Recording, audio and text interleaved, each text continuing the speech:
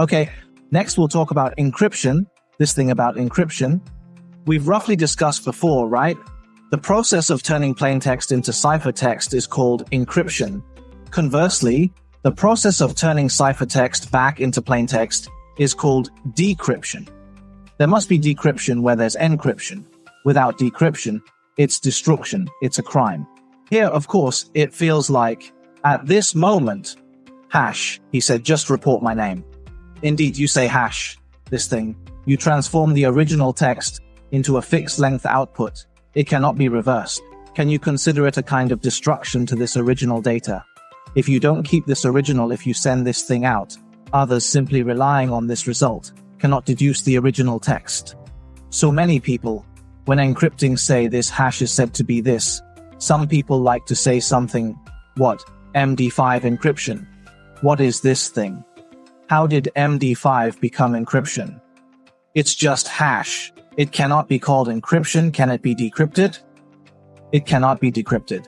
Such things that cannot be decrypted are not called encryption. Cannot be decrypted, that is, cannot be decrypted, is not called encryption. This thing is destructive.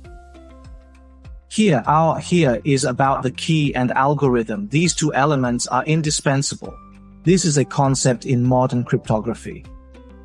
That is to say, from the perspective of modern cryptography, if we need to encrypt data, here we must first have an algorithm. After having an algorithm, we then choose a key. Then based on this, insert the key into an algorithm, so thus transforming the plaintext into ciphertext. Simply speaking, what's going on? Encryption, this thing, in modern cryptography, this thing about the algorithm and key, you can think of it as equivalent to what? Equivalent to, say, the algorithm is like a function. The algorithm is like a function. And then the key is like a parameter. The original text is also a parameter. Then we have a function, right? We have a function and we put parameters into it. And on this side, it computes a result, right? Generally speaking, you write a program, right? Generally speaking, when you write a program, actually, often, right, we can think of it as just a function, right? Of course, there could be multiple functions. So, the programs we write often function in this way.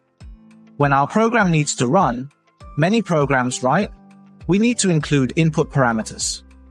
After inputting, it will compute a result for us. That means we pass a parameter into this function, right? In this way, we input a parameter into the function for computation. And then it outputs, at this point, regarding encryption. Now in cryptography, this mechanism is also, we have such an algorithm. This algorithm is actually equivalent to a function. We input this parameter into it for computation. The result of the computation is just that. It has a computed result.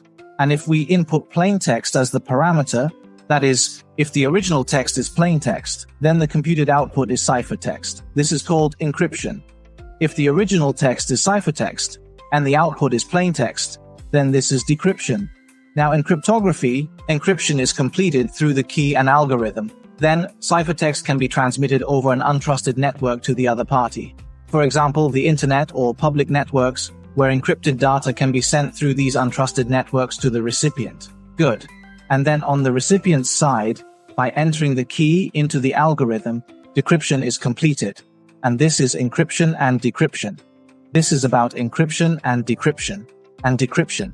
Here, we have a somewhat blurry diagram. This plaintext here is Cisco iOS, the software feature. At this location, we input this item into such an algorithm, right? And give it a key. After inputting the key, it computes a ciphertext, which appears as a string of gibberish. Then the ciphertext is handed over to the other party, who then retrieves the decryption key, enters it into the decryption algorithm, processes it, and obtains the plaintext, and both sides have the same plaintext. Here, if the plaintext on both sides isn't the same, right, then honestly, it's not really encryption. This is encryption, right? You should be able to restore the data before encryption through decryption. Okay, so this type of classical cryptography and modern cryptography From this point of view, classical cryptography, right, focuses on algorithms. Mainly what are they? That is, simply put, they involve permutations, substitutions, exclusive operations, these kinds of tactics. That is, shifting, which means permutations and combinations. Substitution means substitution is like replacing a specific character, for example, or something like that. Of course, certainly XOR also counts as a replacement, right? The kind where the same yields 0, different yields 1, all count. In essence, classical cryptography from thousands of years ago to now keeps getting revamped. But once your method is known by others, you need to come up with new ones. With the development of mathematics and computers, if you simply rely on revamping methods, as long as the algorithm is known, right, then brute force is enough. Brute force can crack it. Honestly, like the Caesar cipher we talked about earlier, these kinds of transposition ciphers, by the 9th century, Arab cryptographers could decrypt them by analyzing the frequency of letters. Honestly, with the advancement of computers, just knowing the algorithm is enough for brute force to work. So, really, in the face of computer advancement, just knowing the algorithm means brute force can get it done. So, at this point, right, so it means that relying solely on algorithms makes it easy to crack, like it says right here. If the combination number is too large, right, statistical frequency can also be used to decrypt. So we need to find a way to maintain secrecy, even if the algorithm is known. Modern cryptography's idea is that even if the algorithm is known, it can still guarantee its confidentiality. This is modern cryptography. Honestly, in modern cryptography, you could still brute force through statistical frequency, but that's not necessarily the best approach. But everything must be cost-effective, right? You spend decades brute forcing it, and then, after all that time, you find out that what you decrypted was worthless. And then what? You realize what was decrypted was meaningless, just honestly speaking.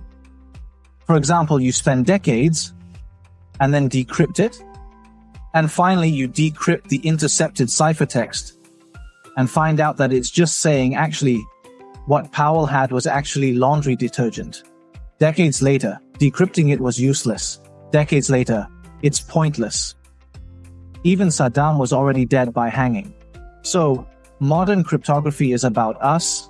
Our philosophy is that even if the algorithm is known, we can just change the key and keep using it.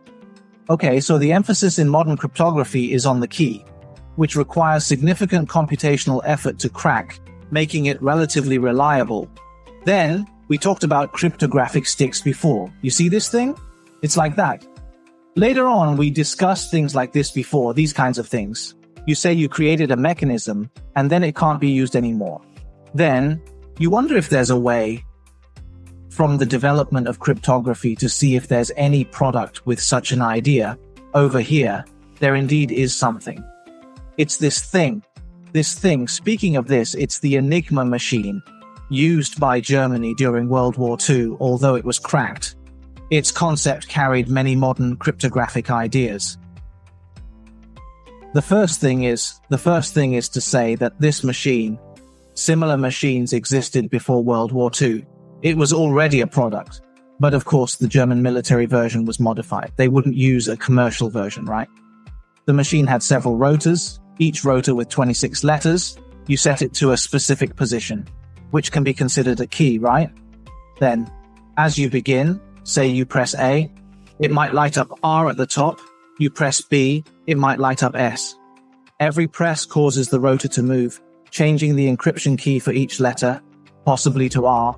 You press another, you press B, it might light up S, meaning every press changes the rotor, affecting the encryption. The key for encrypting each letter is different. So, this device made it extremely difficult to crack at that time, because even if you understood the mechanism and had the machine, the difficulty of cracking it was still very high. That is to say, you must know one thing, the initial key, right? What is its initial key? Because every letter, every character, its encryption key keeps changing. In this case, so this means here, we can consider it is here, We see it as the concept of algorithm and key separation. This is a modern cryptographic approach. Additionally, the second point is what? It also has It also has one of those. It has a method called blockchaining encryption, which means that we go encrypt data. There is a type like this, our data, right? How to encrypt. Here, there are two methods, one called block encryption, and the other is called stream encryption. Block encryption, stream encryption.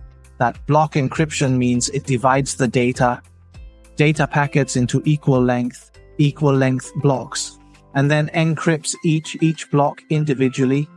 This is block encryption. And stream encryption is bit by bit encryption, meaning it's not this, it should be this kind, one bit at a time, moving forward. You one bit at a time, right? Then that type is called stream encryption. We consider this thing as a data stream, right? It encrypts this data stream. Block encryption means you divide this thing into equal length blocks. If the last one doesn't fit, you pad it. Like you add two zeros, pad two zeros on it, Then you encrypt one block, another block. Separately encrypt their pros and cons. Actually, there's no one better than the other. Initially, the difference was that block encryption, early on, was considered able to be encrypted in multiple threads simultaneously. It was relatively convenient. You could have 4 threads encrypt these 4 blocks at the same time. But stream encryption might just be, you need to encrypt bit by bit. So the advantage of stream encryption is that the encrypted ciphertext length can be longer. Just its ciphertext length can remain the same as the plaintext. But block encryption is faster. But it involves something called padding, right? Its ciphertext length will be a bit longer. That's why I'm talking about block and stream encryption, because block encryption has a method like this. You take the first block, you encrypt the first block, right? Turn it into ciphertext. You then encrypt the second block, turn it into ciphertext, going block by block, like this. This is called electronic codebook mode. Then, after encrypting the second block, turn into ciphertext, executing block by block. This type is called electronic codebook mode. This means, frankly, every block encryption method is exactly the same. Another type is like this. Another type does this. It encrypts the first block. The result after encryption is used to process the second block. The result from processing the second block is used in the third block. The result from the third block is used in the fourth block. This type is called cipher blockchaining mode. Cipher blockchaining mode, meaning each block by block, it's like a chain. Right, the result from the first block is used in the second block.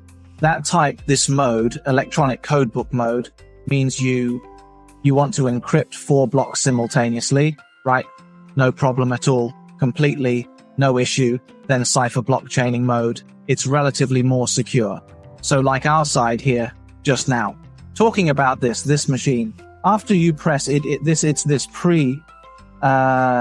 this called initial key changes, right? You press a character, its initial key changes. That thing, it has a kind of cipher blockchaining feel, right? So inside here, this thing. This machine, although it seems very ancient now, but frankly it includes a lot of modern cryptographic ideas inside. So that's why we've said before, why we encrypt. Encryption is to ensure data privacy, modern cryptography. It uses this key, right? It uses this mechanism of the key, letting you encrypt, letting you go, change, switch, letting you change keys at a cost compared to someone cracking. Cracking costs incomparably just you. Changing a key is simple, but for others, brute force cracking is very troublesome. So this machine How was it initially cracked? This actually is the story. At that time, there was a German submarine captain, a rookie. Then his submarine was, while submerging, it was discovered by the British. After being discovered, 2 depth charges were thrown. He panicked and surfaced immediately, then was captured. Then the British got his Enigma machine. After the British got the Enigma machine, what followed was they tried algorithm was known, next was the key. How did they manage? Because they used frequency analysis, the British used this frequency analysis. Then at that time, the Germans were incredibly meticulous. Their telegrams always started with the weather, how's the weather today, and then end it with a Heil Hitler. Then the British would use the daily weather and the final Heil Hitler to conduct brute force attacks. At that time, it was the British under Turing's leadership. They developed another machine specifically to crack this Enigma machine. They essentially built another machine to crack this cipher machine. At that time, Turing meant to say that you need to use a machine to break a machine's code. That is, machine codes need to be cracked by machines. Eventually, through statistical frequency analysis and a bomb machine specifically for brute force cracking, they successfully cracked this cipher machine. They successfully broke the code of that cipher machine. Although this cipher machine has such a story, the story behind it really illustrates our modern cryptography and cryptanalysis. So this modern cryptography, right, focuses on keys. Although the German cipher was broken, they kept changing the keys. But at that time, the British were just too skilled. Sometimes the Germans would change the keys in the morning, and by noon the British had cracked them. So, in such cases, one can only say it's really hopeless. If so, you can only say that there's really nothing you can do. If, let's say, the Germans were a bit more advanced in this regard, they would think about if this thing proves that there are enough disks, right, enough to make it take a year or 2 to break, then frankly, it's pointless. This is just a metaphor. So, here we're talking about modern cryptography, right, focusing on the key, because changing keys is very low cost, but changing algorithms is very costly. As long as if it's too costly to break your cipher, then naturally your algorithm is safe. Next, we'll discuss the classification of encryption algorithms. There are 2 types of encryption algorithms. One is called symmetric encryption algorithms, and the other is called asymmetric encryption algorithms. Their characteristics are as follows. In symmetric encryption algorithms, the key used for encryption is the same as the key used for decryption. These algorithms typically involve simple mathematical operations, such as permutations, combinations, replacements, XOR operations, etc. They compute very quickly. And their key lengths are not too long, because we want to save costs. That is to say, symmetric encryption algorithms typically run on simple chips, some lower-end chips, not necessarily low-end, but simpler chips. These chips, when performing basic mathematical operations, compute very quickly. In short, this type of symmetric encryption algorithm, it's based on simple mathematical principles. And then it can rely on very basic hardware to implement, so its key length usually isn't very long. The advantage is that since the chips are cheap, that's good, right? Then we just scale up. That means it can handle a large amount of data. Cheap chips mean fast computation. With fast computation, I can have a large throughput, even achieving what's called line rate forwarding. What is line rate? Line rate is the speed of the network cable. If your cable is 1 gigabit, I run at 1 gigabit. If your cable is 100 megabits, I run at 100 megabits. If it's 10 gigabits, I run at 10 gigabits. If you want to achieve line rate forwarding, right, symmetric encryption algorithms are generally more suitable because they compute quickly. Don't be picky, just simple hardware can handle it.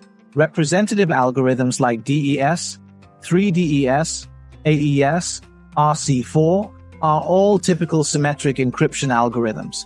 Their feature is that the encryption key and the decryption key are the same.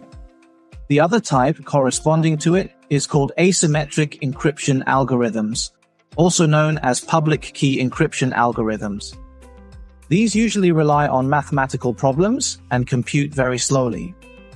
Honestly, these mathematical challenges compute very slowly, meaning these asymmetric encryption algorithms are basically how hard they can make it. They throw mathematical challenges at you. So in such cases, to compute these asymmetric encryption algorithms, you often need chips that have strong floating point computational capabilities, right? Your chips need to have just this capability to handle some strong floating point operations. So this means you need to use high-end chips, such as CPUs or GPUs, for support. These kinds of chips, like CPUs and GPUs, share a common characteristic: they are expensive. If you want to use asymmetric encryption algorithms, your hardware setup needs to be incredibly powerful, especially if you're processing large amounts of data. Your hardware setup would need to be terrifyingly large. And of course, the more complex the problem, the longer the keys usually are. These algorithms are extremely resource intensive. Simply put, you have to deal with these complex mathematical problems. Your chips will definitely need to be high-end to handle them. And then, the computation speed will not be fast. Regarding this, let's take an example, right? Let's say you bought a computer and you want to benchmark it. Benchmarking usually involves a lot of complex mathematical problems, like Fourier transforms and such.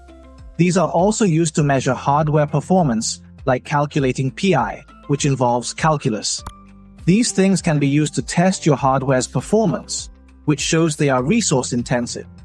If you're using asymmetric encryption algorithms for encryption, one thing is they're slow, and another thing is they're expensive.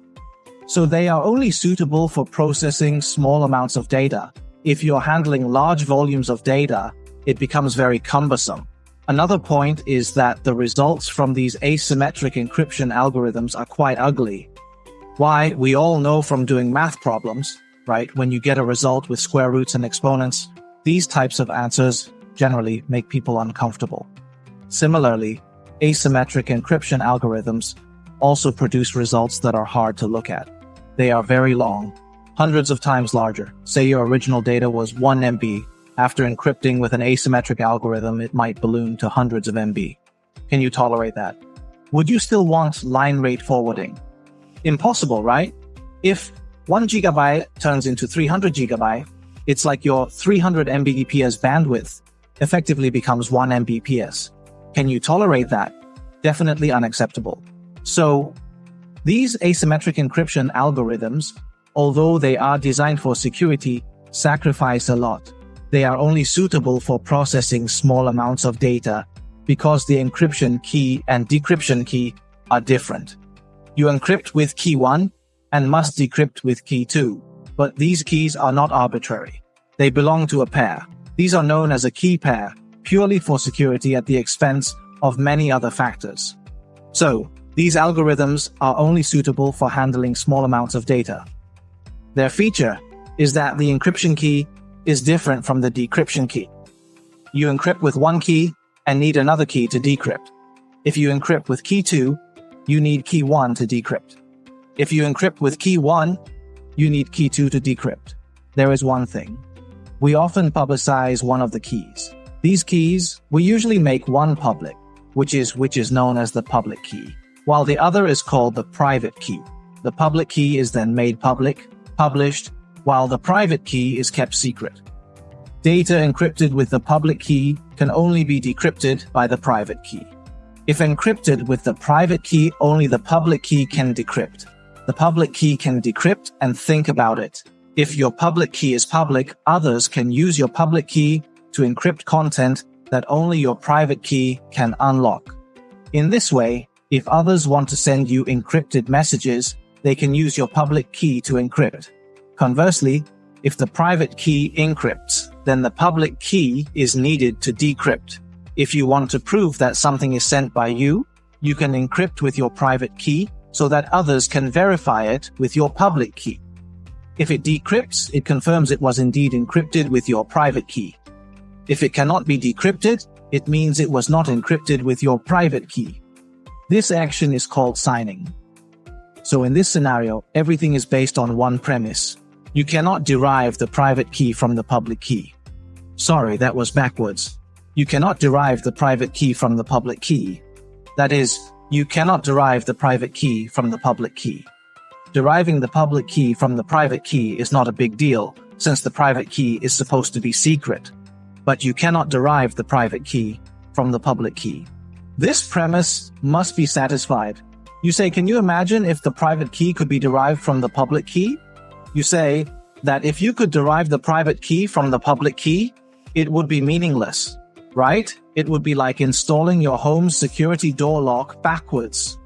Right, anyone could just take a screwdriver and disassemble your lock. That would be pointless. With this type of asymmetric encryption, the representative algorithms include RSA, DSA, and DH. These are examples of asymmetric encryption. Of course, DH isn't exactly an encryption algorithm, but it is still considered an asymmetric algorithm. We'll discuss this in the VPN chapter. We'll touch on these topics then. For now, what we need to know is that you use a public key for encryption and a private key for decryption. If you encrypt with a private key, then decryption requires the public key. These are the principles of asymmetric encryption. Symmetric encryption, however, is based on simple mathematical operations and is faster, producing compact ciphertext. Even if the ciphertext expands, it doesn't expand much. Asymmetric encryption, on the other hand, is slow. Its ciphertext is not compact and can expand significantly.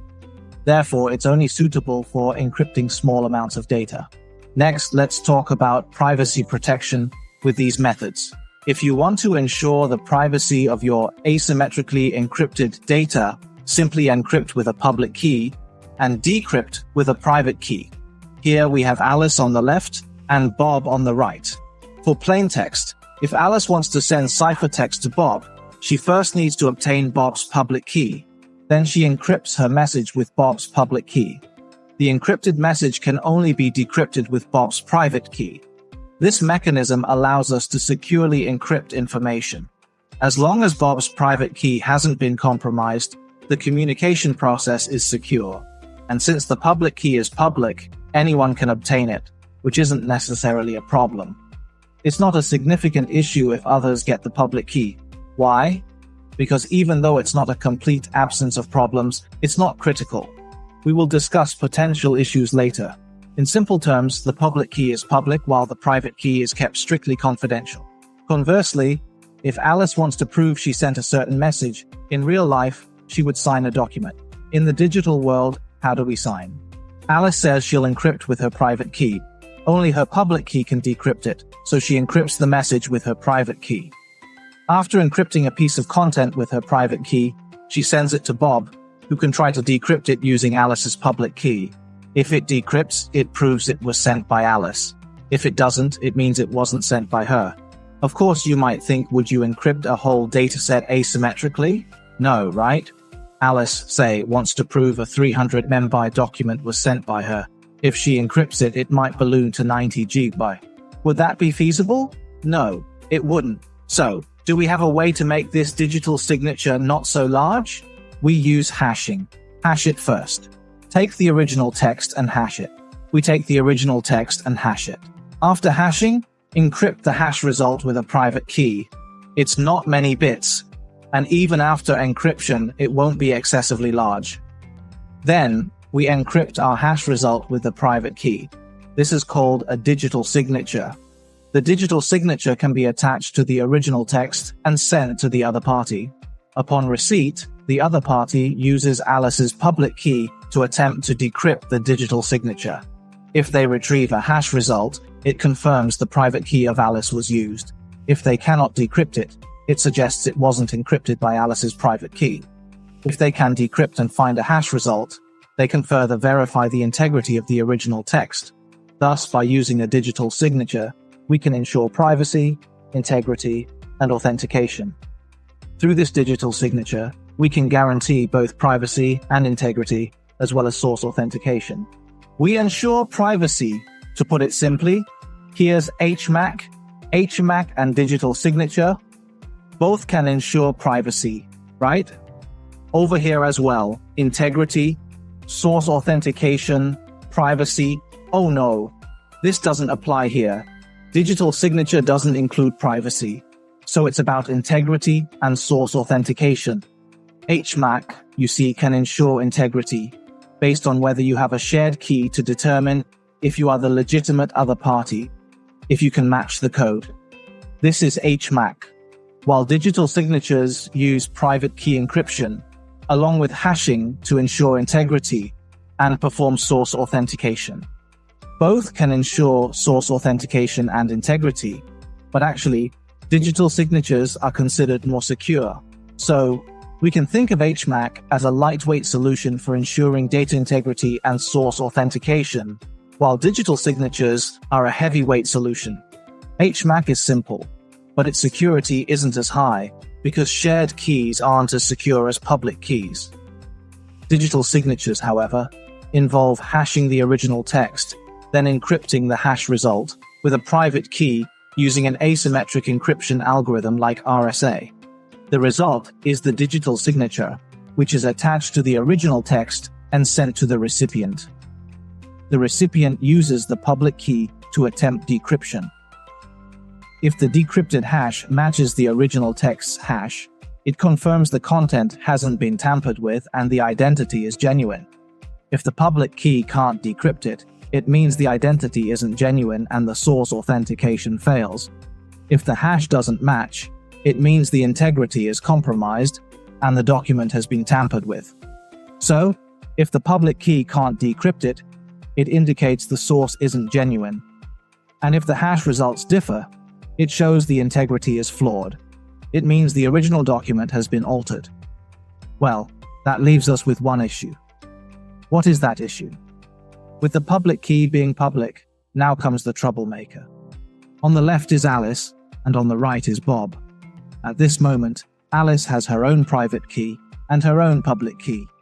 Private key A, public key A. Bob, on the other hand, has his own private key B, public key B. Now, if we say under normal circumstances, it works like this. Alice needs to give her public key A to Bob, and Bob needs to give his public key B to Alice. When Alice encrypts data, she uses Bob's public key so that only Bob's private key can decrypt it, right? When signing, she encrypts with her private key, and Bob verifies using his public key. But now, here comes the villain. This villain is C. C says, I have generated a pair of private and public keys. Then C does the following. C tells Alice, here's my public key C. So now Alice has what she thinks is Bob's public key B, but it's actually public key C. This way, C also gives this public key C to Bob, claiming it's supposed to be from Alice. This way, C has given his own public key, which means that when Alice tries to send her public key to Bob, it gets intercepted by C. C saves public key A. And when Bob tries to send his public key to Alice, it's also intercepted by C. C saves that too. So what happens is, my public key A, meant for Bob, gets intercepted by C, and replaced with C's own public key. The reverse happens too. Bob's public key, meant for Alice, gets intercepted by C, and replaced with his own. At this point, C can act as a man in the middle. Alice, thinking she is encrypting data for Bob using his public key, actually uses C's public key, believing only Bob's private key can decrypt it, but in reality, C's private key can decrypt it, so C can now access the information. C decrypts it and then re-encrypts it using Bob's public key before sending it to Bob. This way, Bob can still decrypt it using his private key, making it seem like everything is normal. In this scenario, C is mediating the exchange between Alice and Bob, giving him the ability to intercept and potentially alter any encrypted content or signatures, right? He can tamper with anything he intercepts. So how do we deal with this issue? Asymmetric encryption seems secure, but there's a big problem with how public keys are distributed. How can we securely deliver a public key? How do we ensure that Bob receives the legitimate public key B and not public key C? How do we ensure that they each receive the correct public keys without any interference? The solution relies on a system called PKI, or Public Key Infrastructure. PKI ensures the safe distribution of public keys, certifying that Alice receives Bob's authentic public key, and vice versa. PKI involves a certificate authority that validates each individual's public key with their personal information, issuing certified public keys. This system helps ensure the authenticity of public keys, preventing the kind of man-in-the-middle attacks we just discussed. So PKI is crucial for secure cryptographic communications. It allows us to reliably and safely exchange keys and verify identities in digital communications. By using PKI, we can encrypt data and send it to the intended recipient with confidence. We need the signer's public key to verify digital signatures, and to encrypt data to send to the other party, we also need their public key. How can we get this key securely and reliably without it being tampered with? In the scenario we just described, the risk of a middleman attack involves tampering with the public keys. How do we prevent this? We use PKI to ensure the public keys aren't swapped in transit. How do we eliminate this phenomenon? PKI is necessary for this purpose, meaning that it secures public keys by attaching them to personal information and verifying them through a certification authority. This authority issues a certificate, and the recipient can verify the certificate to obtain the sender's public key securely. This ensures that the public keys used in communication are authentic and have not been tampered with. In essence, PKI serves as the infrastructure that supports secure digital signing and encryption practices, much like a notary in the physical world verifies signatures on a contract. So, Alice and Bob, in needing to sign a contract digitally, can rely on PKI to confirm the legitimacy of each other's identities. This helps ensure that they are not dealing with imposters. For instance, in transactions, how do we make sure that the payment is secure and the seller is legitimate? How can we guarantee that the transaction is safe and the public keys are authentic? So how do we ensure security? By verifying identities, similar to checking an ID card. You check the identity. At the very least, the information must match what's on the ID. You look and see even the gender doesn't match. You come over and look. How can the gender be wrong? Obviously, that means the document clearly isn't theirs. It's a case of identity theft. In such cases, when two people are signing a contract, they should verify identities with their ID cards. At this time, two people signing a contract should show their ID cards to verify their identities. The ID card is like a certificate. The certificate, where does it come from? The ID card is issued by the police department. The police department acts as the certificate issuing authority. The police department is the certificate issuing authority. So, the ID card is a certificate. This means, how do we ensure? How do we make sure? What does it mean to ensure? How do we ensure? Like, how do you ensure? Right? How do you ensure that your property deed is really yours? The name on your property deed must match the name on your ID card, right? You come and see, right? The name on the ID card and the name on the property deed don't match. Clearly, that's not right. Clearly, that's not right. So here's what happens. In this scenario, both parties submit their public keys and personal information to where? They submit it to a certificate issuing authority for notarization. Then the certificate issuing authority must first verify that the personal information of the public key submitter is accurate. If it is true, the certificate issuing authority will issue a certificate. The certificate will carry the personal information and the public key. At this point, the certificate is issued, and both parties now interact with this public key. They exchange certificates. How do they interact with this public key? Both parties exchange these certificates. They exchange certificates, and then the question arises. At this point, a problem arises again. How do you know the certificate is real? Right. How do you know the certificate is authentic? This involves another element, which is the certificate issuing authority, or CA. The CA also has certificates. The CA also has its own certificate.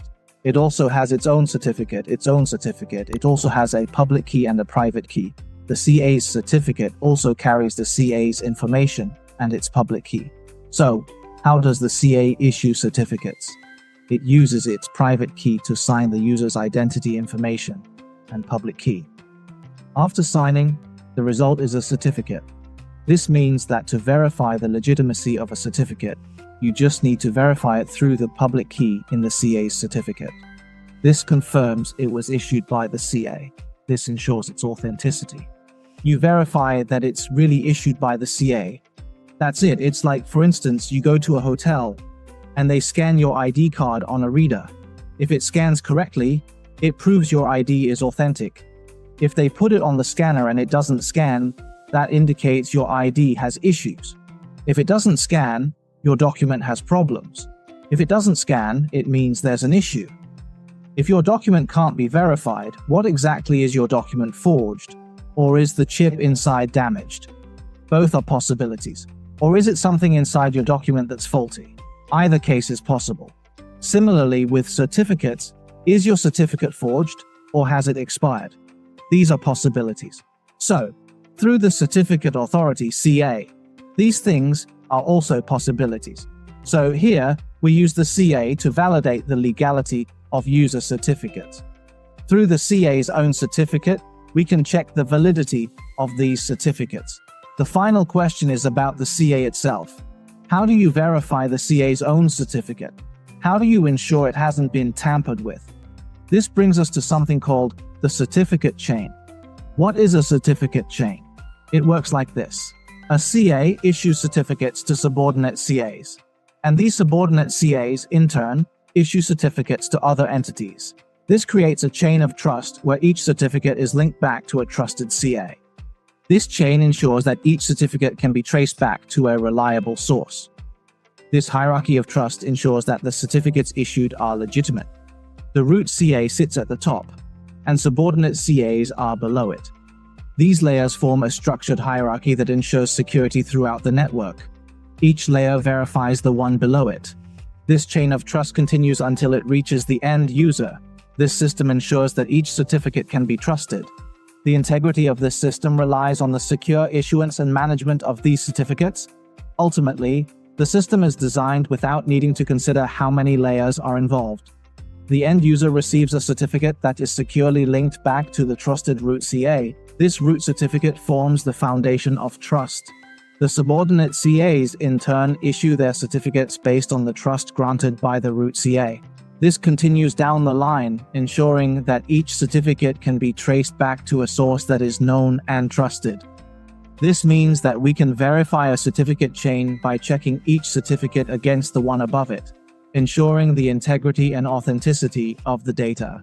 This chain verification process helps confirm the authenticity of each certificate. Ultimately, we can ensure that the personal certificate was indeed issued by the claimed authority. This layered approach binds all certificates together in a secure chain, allowing for reliable verification through this hierarchical structure. This system is known as a certificate chain, and to use it effectively, one must have the root certificate, which is typically embedded within our systems, such as in a Windows operating system.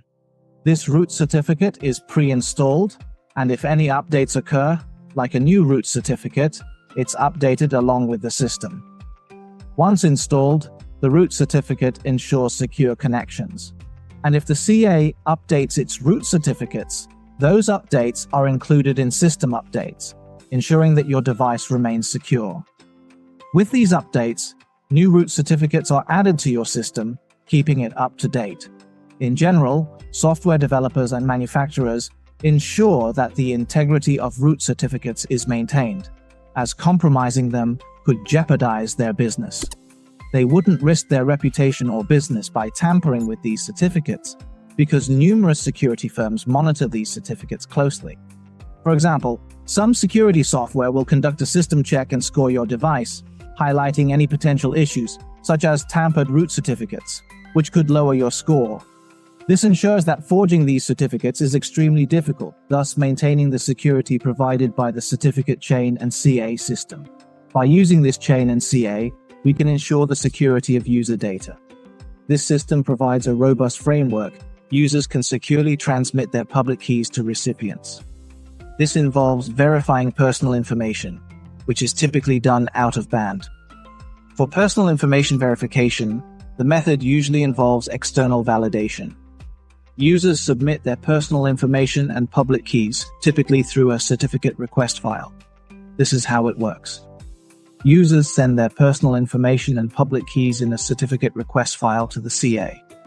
The CA, upon receiving it, conducts an external verification of this personal information. For instance, if the domain www.work4lab.com requests a certificate, the CA needs to confirm the requester controls the domain. For example, the CA might request the admin of worklab.com to prove ownership by sending certain verification details from an official email linked to the domain. If the domain needs a certificate, it must produce a certificate request file and submit it to the CA. The CA then contacts the administrator and requires proof that the domain is owned by the requester. This might involve sending emails from an admin address to verify control over the domain.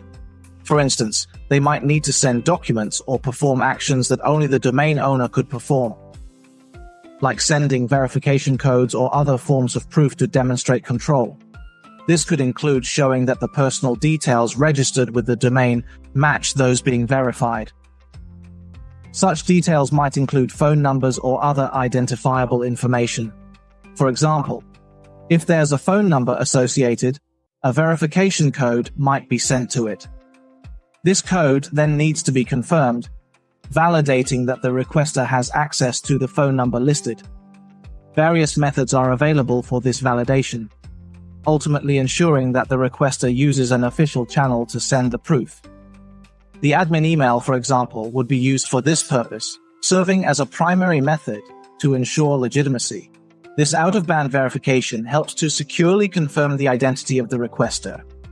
Once verified, the CA signs with its private key and issues the certificate to the requester. Using these validated certificates, entities can confidently engage in secure communications, supporting the use of asymmetric encryption for various purposes, including digital signatures and encryption. This ensures not only confidentiality, but also integrity and authenticity through public key encryption, where the public key encrypts and the private key decrypts. Thus, the secure chain of trust established by these certificates enables the effective use of digital signatures, providing a robust mechanism for ensuring that communications are secure and verifiable. Ultimately, this system allows for the confirmation that a person's information is accurate and their public key is authentic. This process ensures that private keys remain confidential while public keys are verified and trusted, allowing for secure cryptographic operations. Once a CA's root certificate is installed, users can reliably use asymmetric encryption for secure communication, ensuring that the authenticity, integrity, and confidentiality of their communications are maintained. This allows for digital signatures and encryption to be effectively used, thus ensuring privacy, data integrity, and authentication across various digital interactions. By encrypting with a public key and decrypting with a private key, secure communications are achieved, enhancing the security of digital data exchanges. With digital signatures, the system ensures that the signer cannot deny their actions, further strengthening the trust. Through digital signatures, we also ensure non-repudiation, which means the sender cannot deny their participation. Non-repudiation enhances the security and integrity of our communications. Thus, with asymmetric encryption, communications are considerably safer. However, directly using public keys for encrypting raw communication, data is not feasible due to the computational overhead. Instead, we utilize symmetric encryption algorithms for encrypting user data, and then encrypt the symmetric key with the recipient's public key. This method is effective because it combines the strengths of both encryption types. The actual user data is encrypted using a fast symmetric algorithm, while the key for this encryption is secured using asymmetric encryption.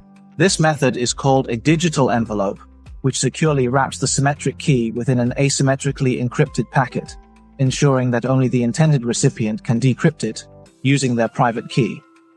This provides an additional layer of security, especially when symmetric keys need frequent updating. By using this approach, we can ensure the security of the symmetric key distribution, facilitating safe and efficient encryption of large volumes of data. Thus, by employing asymmetric encryption for the key transfer, we maintain the efficiency and security of our encryption processes. Frequent key changes are made viable without compromising security. Moreover, this method allows for the secure transmission of large data sets. In essence, a digital envelope contains the encrypted data and the symmetric key, secured by the recipient's public key. This dual-layer encryption ensures that data integrity and confidentiality are upheld. Thus, by utilizing a digital envelope, we ensure the secure and efficient handling of sensitive information. Digital signatures, created by encrypting a hash of the message with a private key, are used alongside digital envelopes to provide a comprehensive security framework. These signatures confirm the authenticity and integrity of the message, while the envelope secures the encryption keys used within the message. Together, these mechanisms ensure that data exchanged across networks is protected against unauthorized access and tampering. Therefore, this combined use of digital signatures and digital envelopes is crucial for maintaining the security and integrity of communications and data transfers. This layered security model ensures that each component of the communication process is secure, from the transmission of the message to its receipt and decryption. Thus, asymmetric and symmetric encryption together provide a robust and efficient solution for secure digital communication. This comprehensive approach ensures that data remains confidential, intact, and indisputably linked to its sender, enhancing trust and reliability in digital interactions. In summary, the combination of digital envelopes and digital signatures facilitates a high level of security for sensitive communications, ensuring that both the contents and the keys are safeguarded against threats.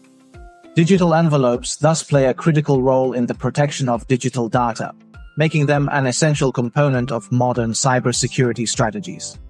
By securing the encryption keys within digital envelopes and confirming message integrity with digital signatures, we ensure a secure and reliable digital environment. This dual approach not only protects the data, but also reinforces the trust that participants in digital communications can place in the security of their exchanges. Thus, the use of digital envelopes and signatures is indispensable in ensuring the confidentiality, integrity, and authenticity of all communications and data transfers.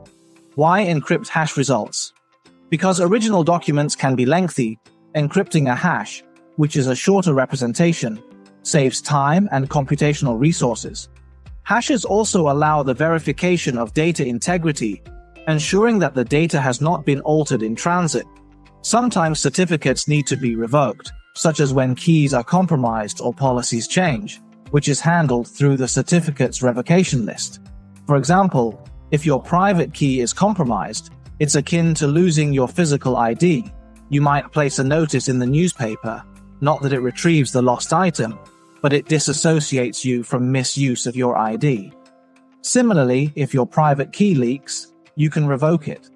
If someone misuses your credentials, revocation ensures you're not held responsible. Certificates, when compromised, can be revoked. Revocation involves a certificate revocation list, CRL, where revoked certificates are listed. Through the CRL, one can verify the validity of a certificate. This ensures that if a certificate appears on the list, it is considered invalid. Thus, PKI not only issues, but also revokes certificates. This dual capability slightly enhances security. We can check the CRL to verify a certificate's legitimacy. If a presented certificate is on the list, it's a clear sign it's invalid. Thus, both symmetric and asymmetric encryption are used together effectively. While symmetric encryption secures the data, it doesn't ensure integrity or authentication. However, asymmetric encryption does guarantee these, including non-repudiation. Why do we still use symmetric encryption? Because it's significantly faster. For large data sets, it's more practical than asymmetric methods. We encrypt data with symmetric algorithms and secure the keys with asymmetric encryption. This is the essence of a digital envelope. In contrast, digital signatures use private keys to encrypt a hash, validating the integrity and origin of data. They also prevent denial of data origin. Combining these methods, with the addition of hashing, offers a comprehensive security solution for protecting digital communications. It cannot guarantee integrity. It also cannot guarantee source authentication, nor can it provide non-repudiation. What about asymmetric encryption? What can it guarantee? It can ensure confidentiality, source authentication, and non-repudiation. So then, why do we use symmetric encryption? Because the speed difference is too significant, and the ciphertext is much longer. In practice, we don't encrypt large volumes of data. We usually use symmetric encryption algorithms to encrypt data. Then we use an asymmetric encryption algorithm to encrypt its key. This method is known as a digital envelope.